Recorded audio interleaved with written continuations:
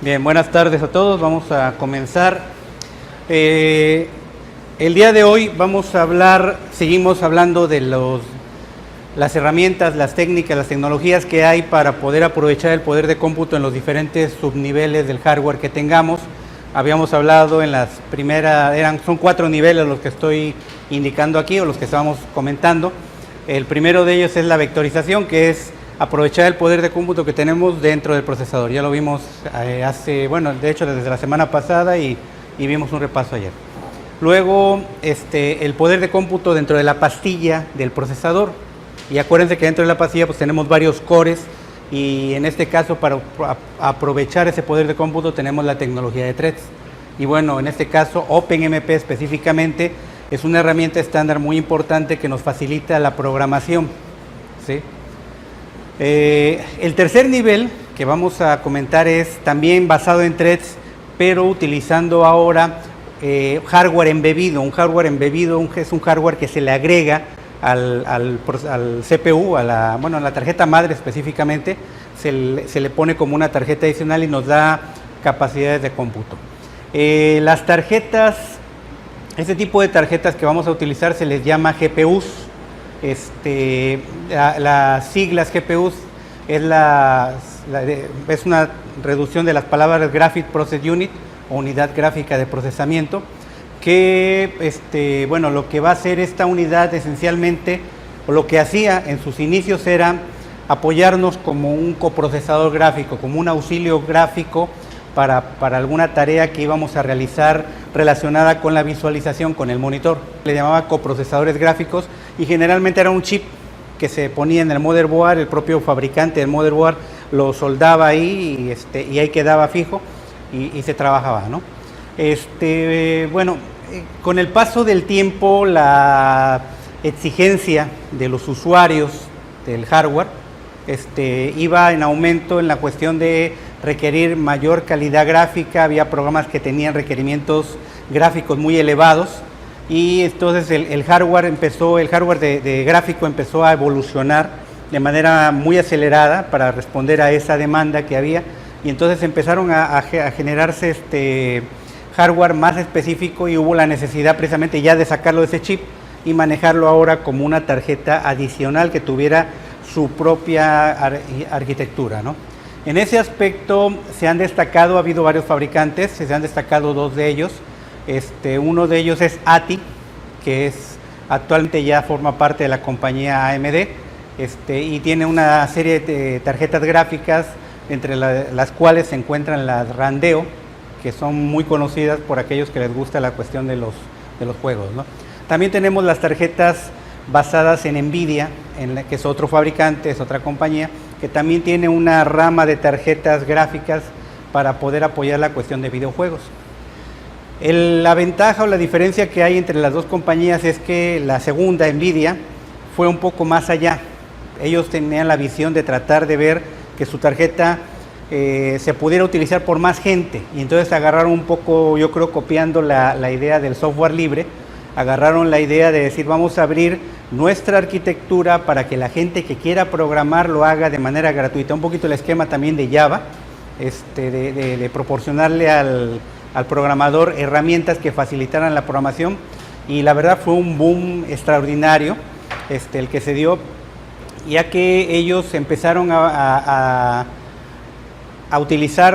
ser utilizados por programadores para hacer otros tipos de programas que no eran gráficos, y eso le dio un giro incluso a su propio hardware, ya que se vieron en la necesidad de crear tarjetas especiales que ya no tenían para nada ninguna funcionalidad gráfica, ¿sí? Eran exclusivamente tarjetas de procesamiento numérico que se agregan ahí. Lo vamos a comentar ahorita en un momento más con las familias que hay, y de hecho lo vamos a ver más detallado en la unidad, la 3, en la que veamos GPUs, toda la arquitectura que se maneja dentro, porque es una arquitectura diferente a la que estamos acostumbrados a ver en lo que es la arquitectura von Neumann, ¿no? Esta es una arquitectura diferente y muy optimizada para lo que es lo suyo, que es manejar procesos repetitivos. Está muy pensada para lo que es procesamiento de datos, paralelismo de datos, que ya saben ustedes que es un mismo programa ejecutándose sobre diferentes paquetes de datos.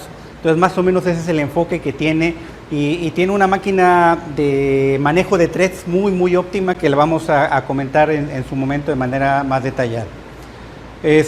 Bueno, ya les decía, NVIDIA es el fabricante que más ha destacado en ese ambiente.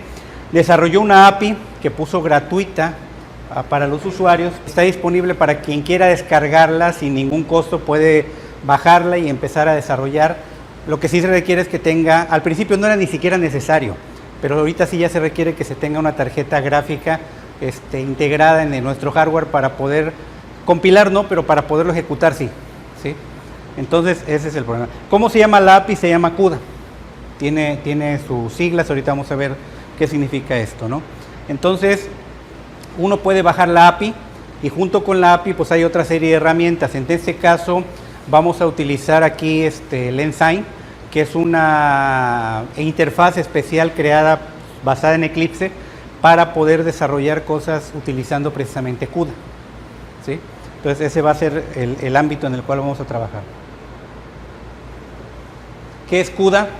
¿Qué significa? Computer Unified Device Architecture, o arquitectura unificada de dispositivos de cómputo, algo así. Esta plataforma que es CUDA está conformada por varios niveles, a nivel de hardware y a nivel de software, o sea, quiere decir que todo se maneja integrado. Esto quiere decir que tenemos una parte que es el hardware, pero también tenemos una parte que es el software y en medio tenemos un firmware. El software nos va a permitir programar la GPU utilizando el lenguaje C, aunque se puede también utilizar Fortran, C++, Python también se maneja y algunos otros lenguajes, no recuerdo específicamente cuáles, no son muchos, eso sí. Que tiene muchas extensiones de tipo SIMD, lo que les decía yo es una arquitectura muy pensada a los threads. Para ello logra una ejecución, el software logra una ejecución muy eficiente y además altamente escalable. ¿Qué quiere decir esto? Muy eficiente, bueno, uno de los elementos importantes dentro de la arquitectura de CUDA, o la arquitectura de NVIDIA más bien, es el GigaThread. El GigaThread es un procesador especial que traen las tarjetas integrado que se va a encargar de gestionar el manejo de los threads, pero lo hace a nivel de hardware, a nivel de un chip. Lo que quiere decir que ya nada más de entrada, con eso es muchísimo más eficiente de su contraparte que tenemos en el sistema operativo. El manejo de los threads y todo lo que es la programación, el balance, la distribución de la carga, la asignación de tareas, lo hace el sistema operativo, pero es software, ¿sí? Aquí estamos hablando de que el GigaThread es un procesador que viene integrado en las tarjetas y que es muy eficiente en la cuestión del balanceo y distribución de la carga de los threads, que es altamente escalable. Bueno, en este caso, la propia arquitectura de los threads, la vamos a ver, no ahorita, no la vamos a ver de manera detallada ahorita, la vamos a ver cuando veamos la unidad 3. Está muy pensada para aprovechar el manejo masivo de cores. Generalmente tenemos, dependiendo el modelo de la tarjeta, tenemos del orden desde los 100, 120 cores, hasta algunas tarjetas que logran tener hasta más de 1000 cores, las tarjetas más avanzadas.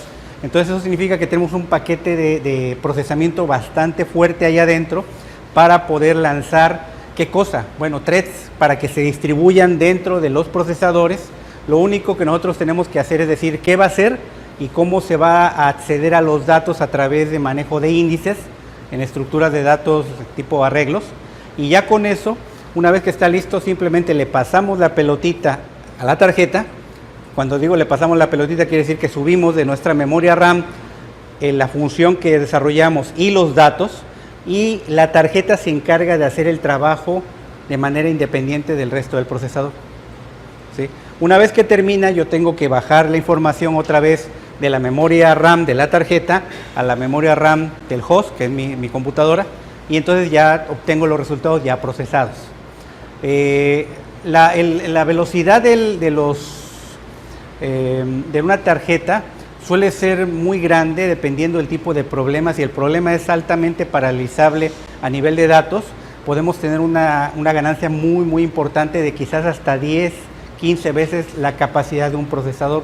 Obviamente esto lo estoy diciendo así como un dato muy general, porque depende del modelo del procesador y depende del modelo de la tarjeta, entonces no hay una relación directa. Acuérdense que hay un montón de familia de procesadores con diferentes capacidades, también hay una familia grande de tarjetas, y luego por supuesto está el problema también, que el problema sea escalable, que pueda aprovechar el poder de cómputo. Entonces hay varios factores que cumplen, pero anda del orden de los entre 6, 7 veces hasta 10, 15, 20 veces más rápido que un procesador, ¿no?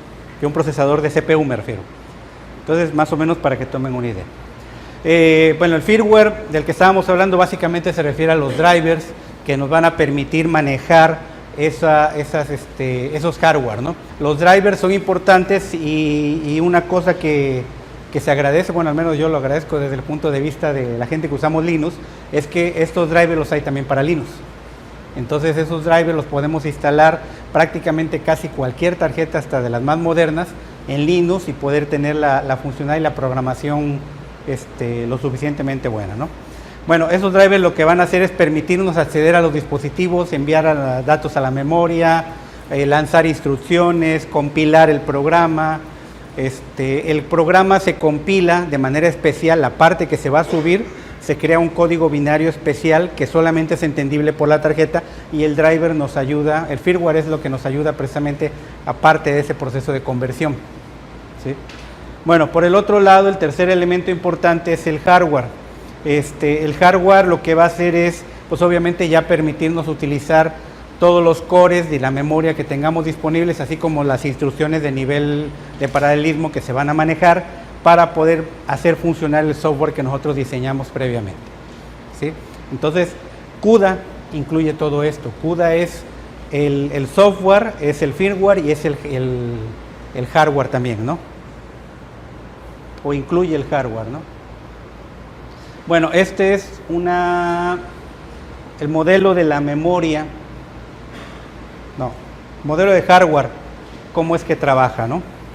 Lo que estamos viendo de aquel lado, en el cuadrito de aquí de la izquierda, es lo que sería la GPU.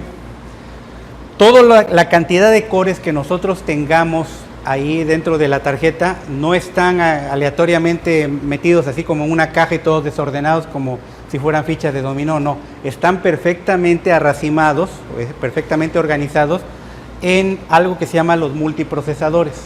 El multiprocesador es una unidad importante porque es una unidad que agrupa un paquetito de cores que vamos a tener aquí, ¿sí?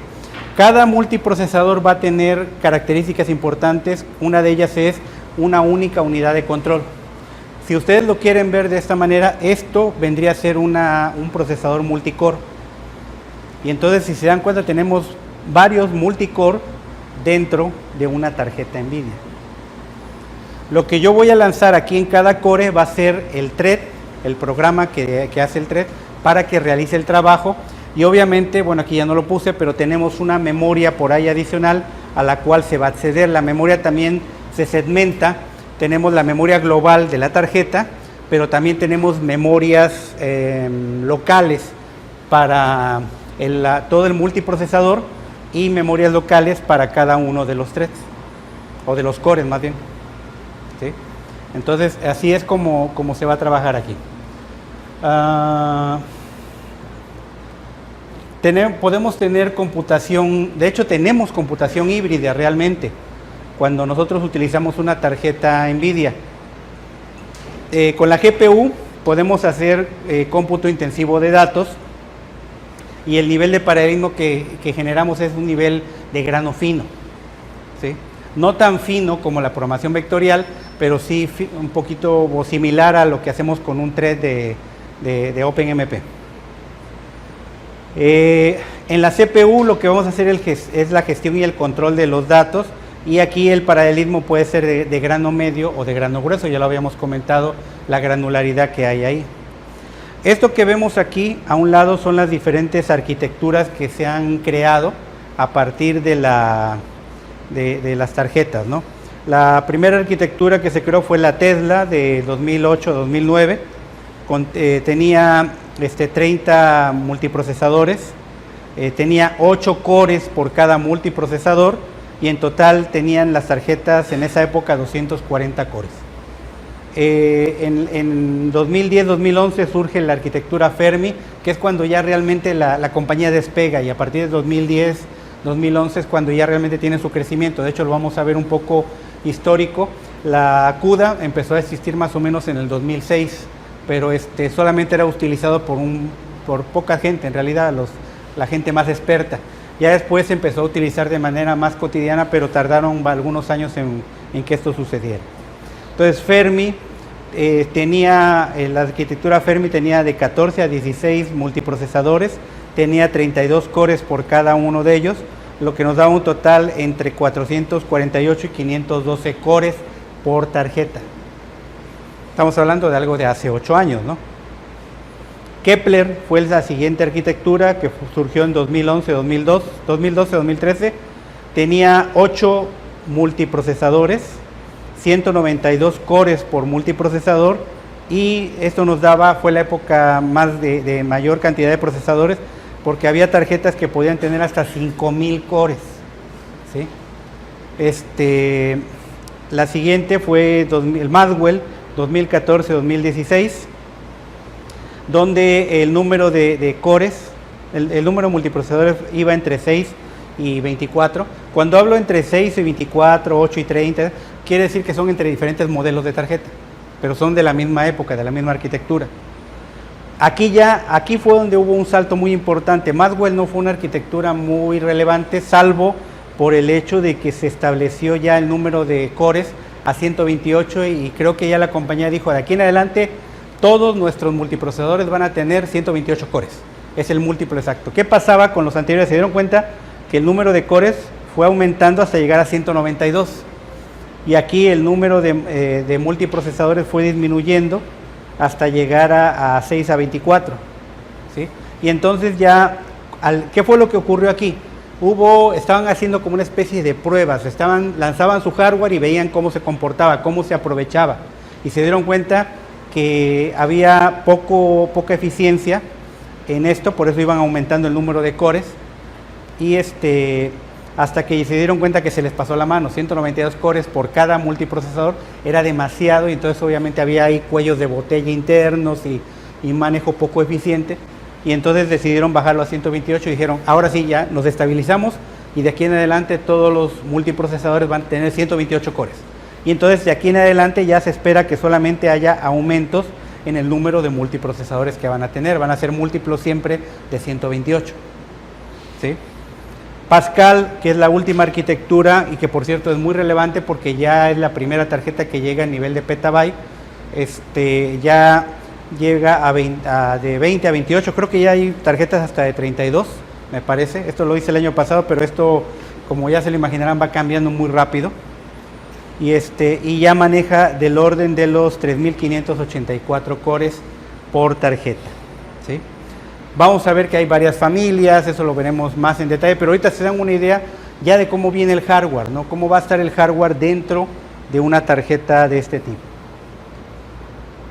Esto ya sería un programa de ejemplo. Bueno, la programación se va a hacer a través de algo que se llama los kernel. Nosotros vamos a crear un kernel que no es otra cosa el kernel más que una función que yo voy a crear dentro de mi programa, pero que no va a correr en mi programa, no va a correr en mi host, sino que va a correr en la tarjeta. No sé si me estoy explicando. Entonces, el kernel siempre va a tener este formato. Va a comenzar con un identificador llamado global, que tiene dos guiones bajos antes y dos guiones bajos después. La función se va a llamar hello CUDA y los parámetros que va a llevar. Y aquí adentro yo voy a decir lo que va a hacer. Ahorita no me voy a meter al detalle, nada más quiero que vean por fuera el cascarón de la aplicación. Entonces, esta función que está aquí, yo la voy a mandar a llamar aquí. ¿Sí? Y si se dan cuenta, esto que tenemos aquí son una serie de parámetros. Esto quiere decir que yo estoy construyendo una matriz en la cual voy a tener tres multiprocesadores. 1, 2, 3, sí, 3 multiprocesadores, y cada multiprocesador voy a ocupar 4 cores. ¿Sí? Y entonces el programa, programita va a correr en cada uno de estos. El cuadro amarillo o naranja que está ahí, es un multiprocesador, y los cuadritos azules son los cores. ¿Sí? Y entonces a través de los índices que yo le pasé, es que se van a ejecutar los datos. Ya la ejecución la veríamos el día lunes, nada más para que tengan una idea de cómo se maneja esto. Entonces, bueno, aquí tenemos algunas funciones como CUDA printf init, que ya no me acuerdo para qué hace esto. Lo que hace es habilitar que se puede imprimir desde la tarjeta al monitor de la computadora. Y CUDA device reset, que lo que hace es limpiar o decir que ya no se va a utilizar la tarjeta gráfica y que puede utilizarla cualquier otra persona, ¿sí? Entonces, eso es un poquito nada más para que se den una idea. Ya la siguiente clase me meto un poco más en detalle al código, pero al menos ya se quedan con esa idea.